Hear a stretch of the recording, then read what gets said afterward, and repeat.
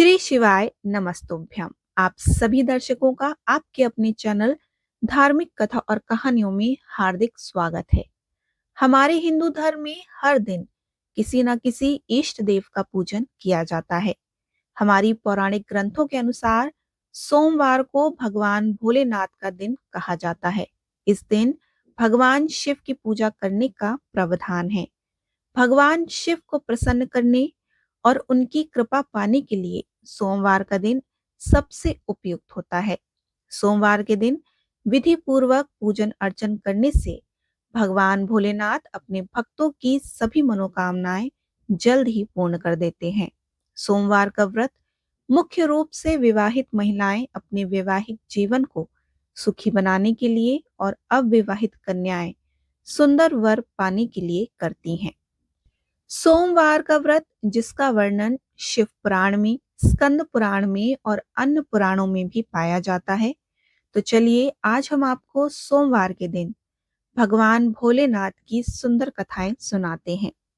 आज हम आपको दो पौराणिक कथाएं सुनाएंगे। तो पहली शुरू करते हैं। पहली कथा, श्री सूत जी ने कहा कि जो मायामय में चिरकाल तक सुखपूर्वक विहार करके देहावासन के बाद मोक्ष की कामना करते हैं, उनके लिए यह धर्म बताया गया है कि संसार में भगवान शिव की पूजा सदा ही सर्वज्ञ और मोक्ष प्रदान करती है। यदि प्रदोष आदि के गुणों से युक्त इस सोमवार के दिन यह पूजा की जाए तो इस लोक और परलोक में कोई भी वस्तु दुर्लभ नहीं है। सोमवार को उपवास करके पवित्र होकर इंद्रियों को वश में रखते हुए वैदिक और लौकिक मंत्रों से विधि पूर्वक भगवान शिव की पूजन करनी चाहिए। ब्रह्मचारी, गृहस्थ कन्या, सुहागिन स्त्री अथवा विधवा कोई भी क्यों ना हो, वह भगवान शिव की पूजा करके मनोवांछित फल को प्राप्त कर सकती है। और इसी विषय में एक पौराणिक कथा कहूंगा जिसे सुनकर मनुष्य मोक्ष को पाते हैं और उनके मन में भगवान शिव की भक्ति स्थिर होती है। आर्यवर्त में एक समय चित्रवर्मा नामक एक प्रसिद्ध राजा थे। वे दुष्टों को दंड देने के लिए यमराज के समान थे और वे धर्म योद्धाओं के रक्षक और कुमार्गगामी पुरुषों को दंड देकर राह लाने वाले थे। समस्त यज्ञों का अनुष्ठान करने वाले और शरणार्थियों की रक्षा करने में वे सामर्थ्य थे। भगवान शिव और विष्णु में उनकी बड़ी भक्ति थी। राजा चित्रवर्मा ने अनेक परम पराक्रमी पुत्रों को पाकर अंत में एक सुंदर कन्या को प्राप्त किया। एक दिन राजा ने जातक के लक्षण जानने वाले श्रेष्ठ ब्राह्मणों को बुलाया और अपनी कन्या की जन्म कुंडली के विषय में पूछा। तब उन ब्राह्मणों ने ऐसे एक बहुत जीवी विद्वान ने कहा कि हे महाराज, यह आपकी कन्या सीमंतड़ी नाम से प्रसिद्ध होगी। यह भगवती उमा की भांति, मंगलमय दमयंती की भांति परम सुंदरी और सरस्वती के समान सभी कलाओं को जानने वाली और देवी लक्ष्मी की तरह अत्यंत सद्गुणों से सुशोभित होकर 10,000 वर्षों तक अपने स्वामी के साथ आनंद भोगेगी और 8 पुत्रों को जन्म देकर उत्तम सुख का उपभोग करेगी। उसके बाद दूसरे एक ब्राह्मण ने कहा कि यह कन्या 14वें वर्ष में विधवा हो जाएगी। और यह बात सुनकर राजा के ऊपर वज्र आघात हुआ। वो 2 घड़ी के लिए चिंता में डूब गए और फिर सभी ब्राह्मणों को विदा करके राजा ने सब कुछ भाग्य के ऊपर छोड़ दिया। सभी चीजें भगवान की इच्छा अनुसार ही होती हैं, यह समझकर उन्होंने चिंता छोड़ दी। अब सिमंतड़ी धीरे धीरे बड़ी होने लगी थी। अपनी सखी के मुख से भावी वैद्य की बात सुनकर उसे बड़ा दुख हो रहा था।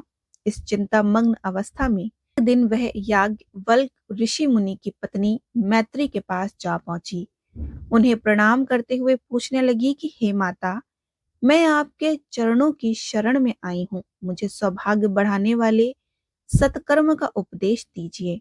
इस प्रकार उनके शरण में आई हुई राजकन्या से पतिव्रता मैत्री ने कहा कि हे सुंदरी, तू भगवान शिव के साथ पार्वती देवी की शरण में जा और सोमवार का एकाग्र चित्र होकर स्नान और उपवास करके स्वच्छ वस्त्र धारण करके शिव और माता पार्वती का पूजन कर।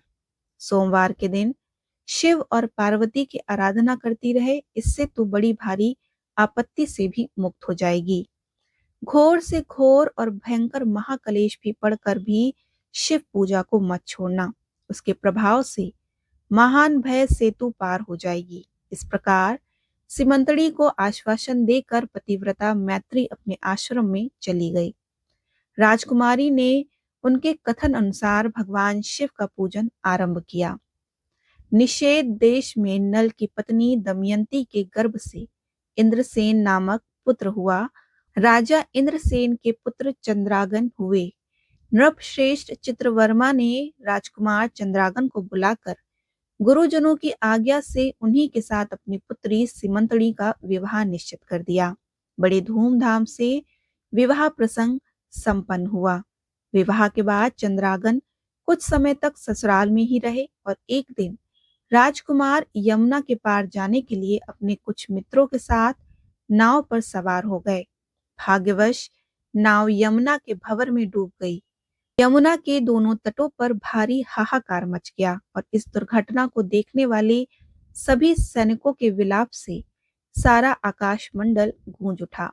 डूबने वालों में से कुछ मर गए, कुछ ग्राहों के पेट में चले गए और राजकुमार इत्यादि कुछ लोग उस महाजल में अदृश्य हो गए। यह समाचार सुनकर राजा चित्रवर्मा अत्यंत व्याकुल हुए और यमुना के किनारे आकर मूर्छित होकर गिर पड़े। जब सिमंतड़ी ने यह समाचार सुना तो वह अचेत होकर धरती पर गिर पड़ी। राजा इंद्रसेन भी अपने पुत्र के डूबने का समाचार पाकर रानी सहित बहुत दुखी हुए और सुध-बुध खोकर गिर पड़े। उसके बाद वृद्ध लोगों के समझाने पर राजा चित्रवर्मा धीरे धीरे नगर में वापस आए और उन्होंने अपने पुत्री को आश्वासन दिया। चित्रवर्मा ने जल में डूबे हुए अपने दामाद का दैहिक कृत वहां आए हुए उनके बंधु और बांधव से करवाया। पतिव्रता सिमंतड़ी ने चिता में बैठकर पतिलोक में जाने का विचार किया, लेकिन उसके पिता ने स्नेहवश उसे रोक दिया। तब वह विधवा जीवन व्यतीत करने लगी। मुनि पत्नी मैत्री ने जिस प्रकार उसको सोमवार व्रत का उपदेश दिया था, उसी को सदाचार परायण सिमंतड़ी ने विधवा होने पर भी नहीं छोड़ा। इस प्रकार 14वें वर्ष की आयु में अत्यंत दुख पाकर वह भगवान शिव के चरणामृत का चिंतन करने लगी। भगवान शिव की आराधना करते हुए उसे 3 वर्ष व्यतीत हो गए। अब इधर पुत्र शोक में उन्मत्त हुए राजा इंद्रसेन को बलपूर्वक दबाकर उनके भाइयों ने सारा राज्य छीन लिया। उन्हें पत्नी सहित पकड़कर कारागृह में डाल दिया। इंद्रसेन के पुत्र चंद्रागन यमुना के जल में डूब जाने पर नीचे नीचे गहराई में उतर रहे थे।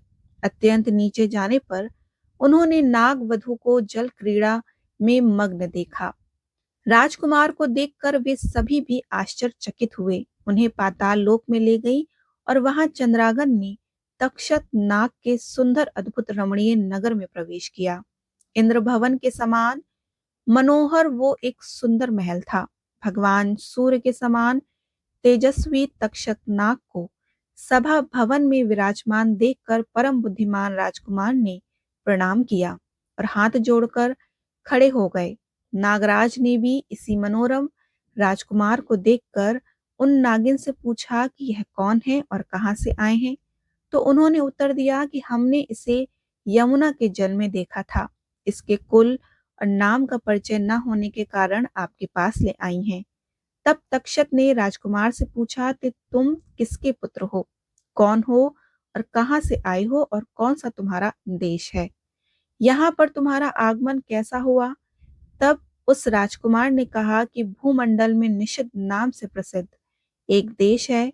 उसके स्वामी राजा नल महायशस्वी हो गए, विपुल लोक माने जाते हैं और उनके पुत्र इंद्रसेन हुए और इंद्रसेन का पुत्र मैं हुआ और मेरा नाम चंद्रागन है।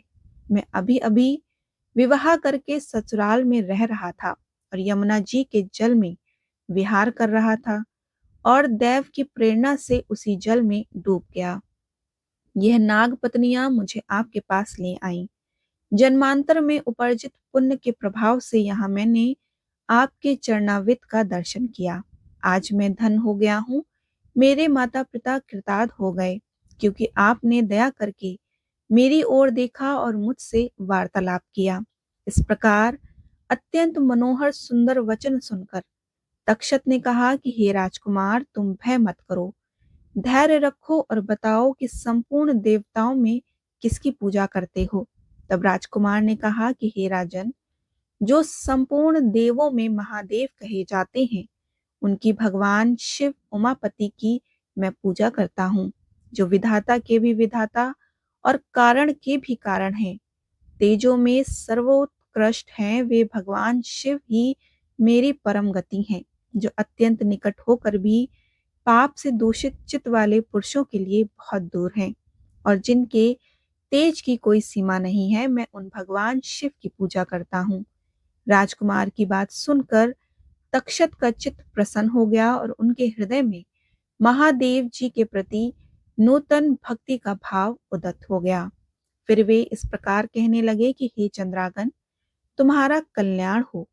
तुम पर मैं अत्यंत प्रसन्न हूँ, क्योंकि तुम बालक होकर भी शिव तत्व को जानते हो। देखो, यह रत्नम लोक है, यह मनोहर नेत्रों वाली युक्तियां हैं, यह मनोवांछित कामना पूर्ण करने वाले कल्प वृक्ष हैं। यहाँ मृत्यु का दारुण भय नहीं है, वृद्धावस्था और रोग से यहाँ किसी को पीड़ा नहीं होती। तुम इच्छा अनुसार यहीं विहार करो और यथा योग सुख का उपभोग का भोग करो। नागराज द्वारा ऐसे कहने पर राजकुमार ने हाथ जोड़कर कहा कि हे नागराज, मैंने समय पर विवाह कर लिया है। मेरी पत्नी उत्तम व्रत का पालन करने वाली और शिव पूजा परायण है।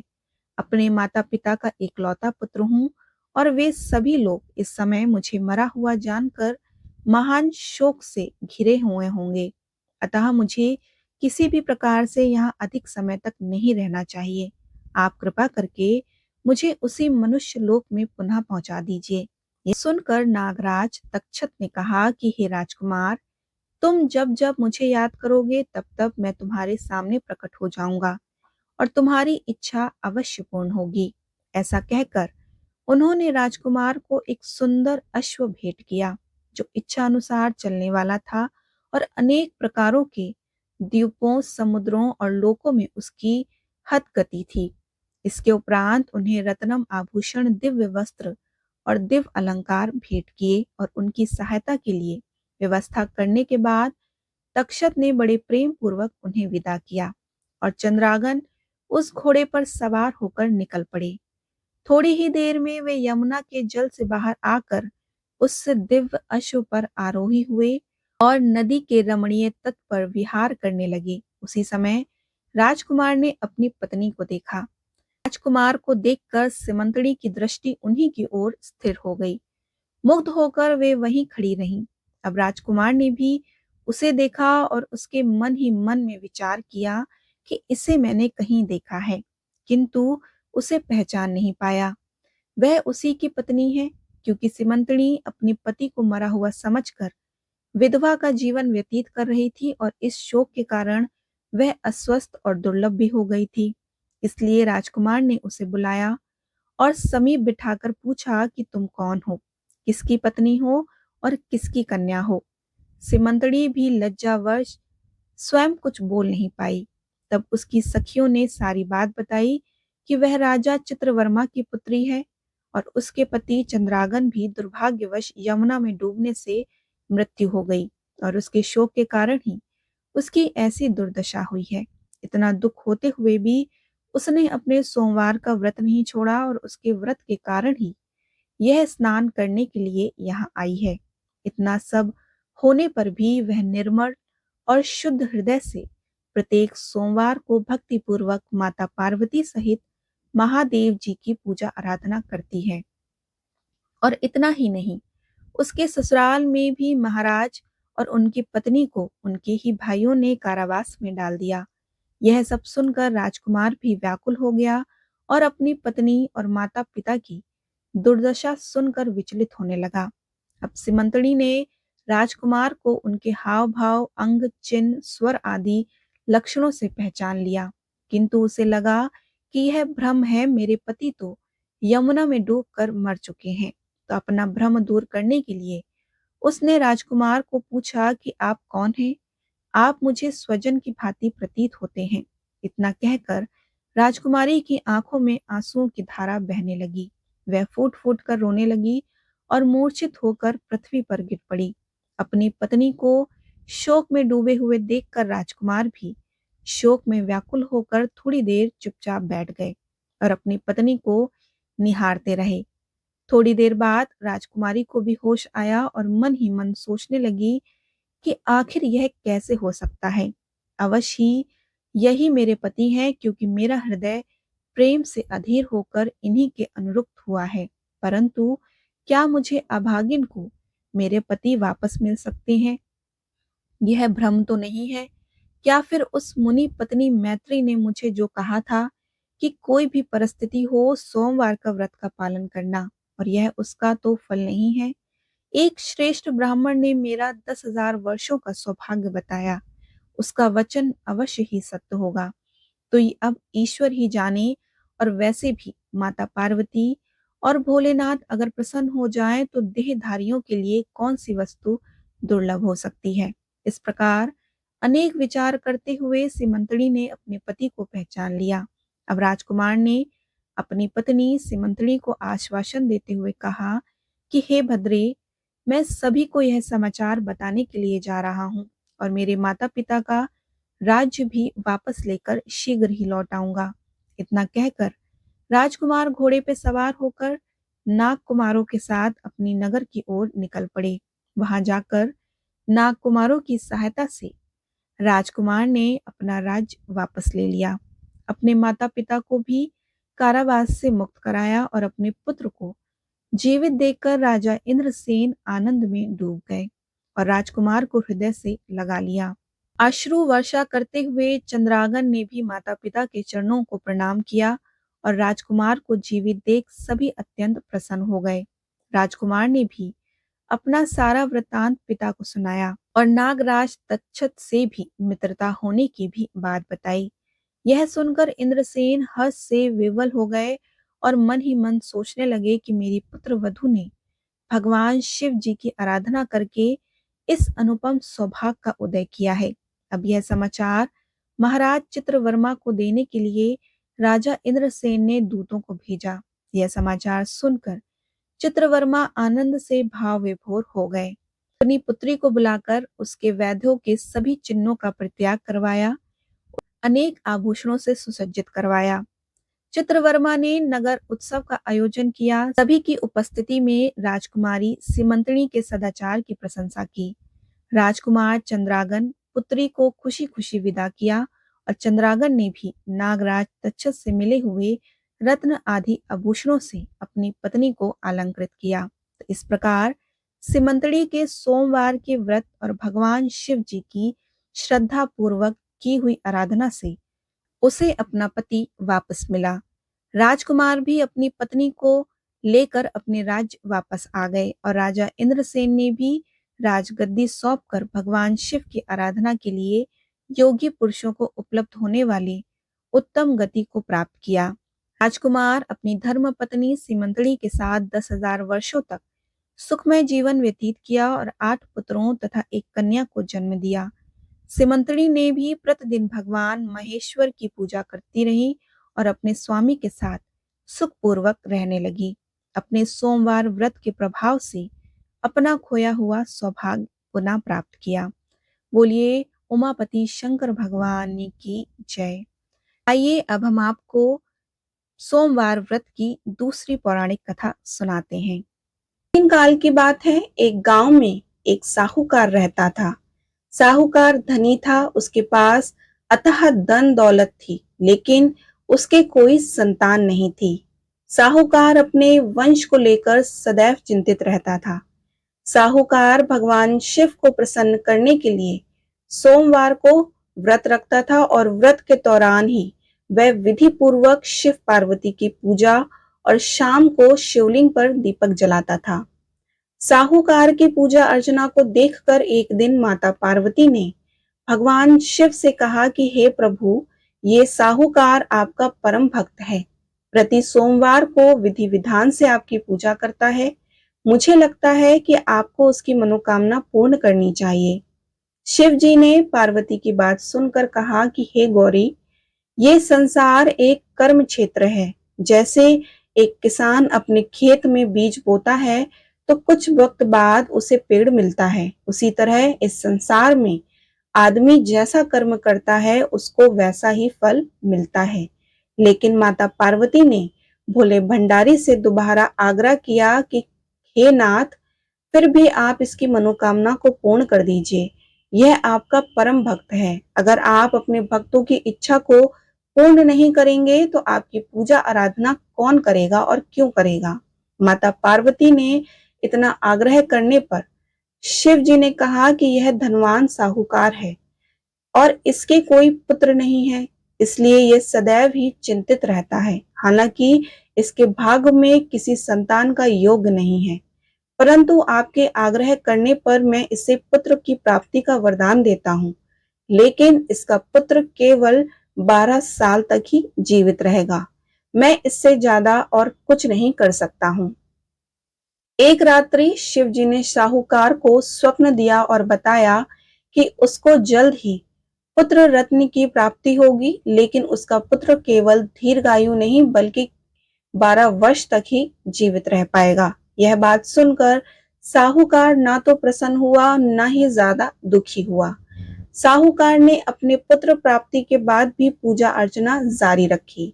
कुछ दिनों के बाद साहूकार की पत्नी गर्भवती हो गई और उसने एक सुंदर बालक को जन्म दिया। बालक के जन्म से घर पर हर्ष उल्लास का माहौल था, लेकिन साहूकार खुश नहीं था क्योंकि उसे पता था कि उसके बालक का जीवन केवल 12 वर्ष तक ही है और उसने किसी को भी यह बात नहीं बताई। जब साहूकार का बालक 11 वर्ष का हुआ तो साहूकार की पत्नी से बालक के विवाह की बात साहूकार से कही, लेकिन साहूकार ने बालक की शादी से इनकार कर दिया और उसके शिक्षा के लिए उसे काशी भेज दिया। साहूकार ने बालक के मामा को बुलाया और पैसे देकर उन्हें बालक के साथ काशी जाने का आदेश दे दिया। साहूकार ने मामा भांजे से कहा कि वह काशी जाते समय यज्ञ करते हुए और ब्राह्मणों को भोजन कराते हुए जाएं। दोनों मामा भांजे ने ऐसा ही किया। काशी जाते वक्त जिस रास्ते में मामा भांजे गुजर रहे थे, उसका राजा अपनी पुत्री का विवाह कर एक ऐसे राजकुमार से करवा रहा था जो कि काना था। दूल्हे का पिता इस बात से चिंतित था कि अगर दुल्हन पक्ष को पता चल गया कि राजकुमारी का विवाह इस काने से हो रहा है तो वो राजकुमारी विवाह के लिए मना कर देगी। इसलिए उसने जब साहूकार के पुत्र को देखा तो उसने सोचा कि मैं अपने बालक से स्थान पर तोरण के वक्त इस बालक को बैठा दूंगा और दुल्हन के पक्ष वालों को पता भी नहीं चलेगा। दूल्हे के पिता ने साहूकार के पुत्र को इस बात के लिए राजी किया और वह बालक राजी हो गया। इस तरह से उस बालक ने दूल्हे के कपड़े पहन लिए और घोड़ी पर चढ़कर तोरण की रस्म को पूरा किया। तोरण के बाद फेरों की जब बारी आई तो दूल्हे के पिता ने फिर साहूकार के पुत्र से अनुरोध किया कि वह दुल्हन के साथ फेरे ले ले ताकि विवाह संपन्न हो जाए और उसकी बात ढकी रह जाए। मामा राजी हो गए और विवाह समारोह भी निपट गया। शादी संपन्न होने के बाद मामा भांजा काशी के लिए प्रस्थान कर गए, परंतु साहूकार के पुत्र ने दुल्हन के कपड़ों पर लिख दिया कि तुम्हारी शादी मुझसे हुई है, लेकिन जिसके साथ जाओगी वह एक आंख वाला आदमी है और काशी में काशी शिक्षा ग्रहण करने जा रहा हूँ। अब राजकुमारी ने यह बात सब पढ़ ली और उसने राजकुमार के साथ जाने से इनकार कर दिया और अपने पिता से कहा कि मेरा पति नहीं है, मेरा पति शिक्षा ग्रहण करने के लिए काशी गए हैं। जब सब जगह यह बात फैल गई तो मजबूरी में दूल्हे के पिता ने सारी बात बता दी और दुल्हन के पिता ने बेटी को भेजने से इनकार कर दिया। इधर मामा भांजे दोनों काशी पहुंच गए और बालक शिक्षा ग्रहण करने लगा और मामा ने यज्ञ कराना शुरू कर दिया। जब साहूकार का पुत्र 12 साल का हो गया तो एक दिन उसने अपने मामा से कहा कि उसकी तबीयत ठीक नहीं है और वो सोने अंदर जा रहा है। साहूकार का पुत्र अंदर सोने गया और उसकी मृत्यु हो गई। कुछ देर बाद मामा अंदर पहुंचे तो उन्होंने बालक को मृत स्थिति में देखा और बहुत दुखी हुए, परंतु वे रो नहीं सकते थे, वरना यज्ञ उनका अधूरा रह जाता। इसलिए मामा वापस जाकर यज्ञ करने लगे और यज्ञ पूरा करने के बाद और ब्राह्मणों को भोजन कराने के बाद मामा अपने मृत भांजे को देखकर रोने लगे। उसी वक्त उसी मार्ग से शिव पार्वती गुजर रहे थे। माता पार्वती ने किसी के रोने की आवाज सुनी तो शिव जी ने कहा कि हे प्रभु, कोई मनुष्य रो रहा है, चलो उसके दुख को दूर करते हैं। शिव पार्वती मामा के पास गए और उन्होंने जब मृत बालक को देखा तो चकित हुए, क्योंकि वह भगवान शिव के आशीर्वाद से जन्मा साहूकार का पुत्र था। माता पार्वती ने कहा कि हे नाथ, ये तो साहूकार का पुत्र है, जिसको आपने केवल 12 साल तक ही जीने का वरदान दिया था, इसलिए वह 12 साल की उम्र में मृत्युलोक चला गया।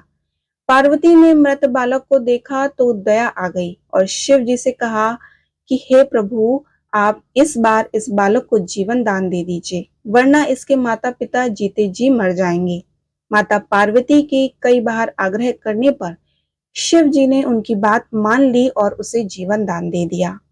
साहूकार का पुत्र जीवित हो गया और मामा भांजे अपने घर की ओर प्रस्थान कर दिए। रास्ते में साहूकार का पुत्र उसी शहर से गुजरा जहां उसका विवाह हुआ था।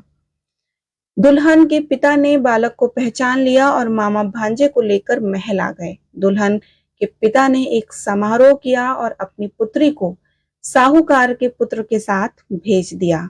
जब साहूकार का बालक अपने घर पहुंचा तो उसने अपने माता पिता छत पे बैठे देखे। वे सोच रहे थे कि अगर उनका पुत्र सही सलामत वापस नहीं लौटता है तो वे इसी छत से कूदकर जान दे देंगे। उसी समय मामा वहां आ गए और उसने बताया कि उनका पुत्र जीवित है और विवाह करके वापस लौटा है। साहूकार ने बालक को जीवित देखकर खुशी से उनका स्वागत किया और साहूकार का परिवार खुशी खुशी जीवन बिताने लगा। बोलो भोलेनाथ की जय। उमापति शंकर भगवान की जय। माता पार्वती और शंकर भगवान की जय।